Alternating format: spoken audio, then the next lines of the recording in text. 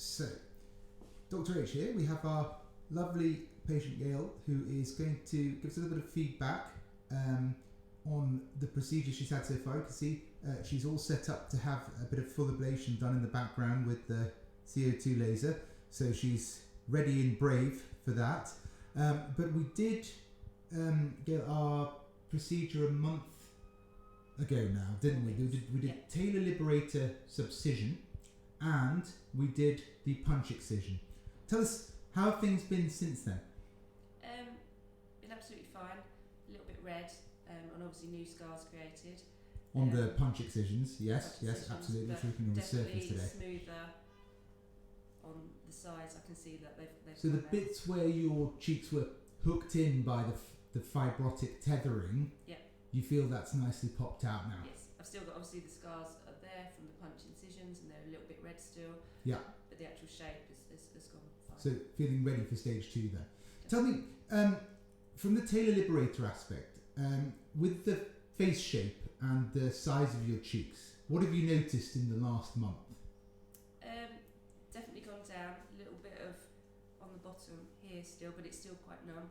Yeah. A little bit numb, but it's every day. Numbness is going to probably last for about 2 to 3 months in total. Yeah. Would you say your face shape has changed dramatically since the subcision? In a positive way, yes, because it's kind of where it used to collapse in, it's now kind of gone back out, but not... The scars have been released in the cheeks. Obviously, from that point of view, the cheek skin will have come out where the scars were tethered down. Mm-hmm. But would you say it's a lot different in terms of your cheeks being saggy or your jawline having changed significantly or anything like that? Not at all. Nope. So just the numbness really that's causing you a little bit of grief. You said you felt a little bit of a clock bump when at some point. When I have a wash, when you can't see it, but when I wash, I can feel the lumps under the skin. Yeah. Where the punch incisions. Oh, right. So that's just the tissue being a little bit firm around the punch incision. That's normal. That's normal. But that has settled down. Decreased quite a lot in the last week. Settled down. Yeah. Okay. So, I mean, at this point, post Taylor Liberator and punch excision, you'd expect those sort of issues with a little bit of firmness around the punch excision because they're still healing. And a tiny bit of swelling still left from the Taylor. But like I say, how, in terms of days post subcision, how quickly did you feel sort of more or less normal and ready to get back on with things, apart ignoring the punch excision stitches? I wasn't confident enough to go out with the stitches all over me. That's a personal choice. Yeah. But as soon as the stitches were out, I felt absolutely fine to go out. So. Fine, obviously.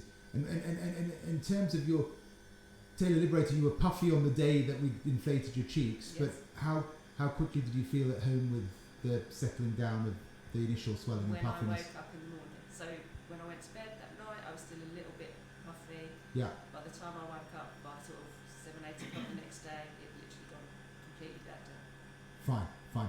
So overall, not thinking at all that the subcision has drastically changed the shape of your face. No. And if it has changed the shape of your face in a positive manner from the scarring point of view. Yes. So far, obviously trying to look past the punch excisions, if we remember the bits that were sort of stuck down and tethered, what degree of improvement would you say the subcision has given you?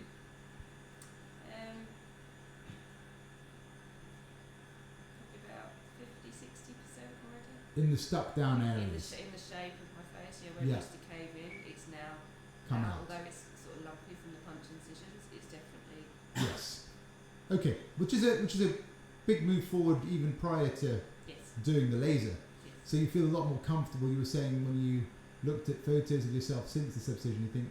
Yeah, or if I catch an angle in a mirror, where it used to kind of cave in, that's definitely flattened out now. So, Good. So overall, no regrets with the punch Liberator so far?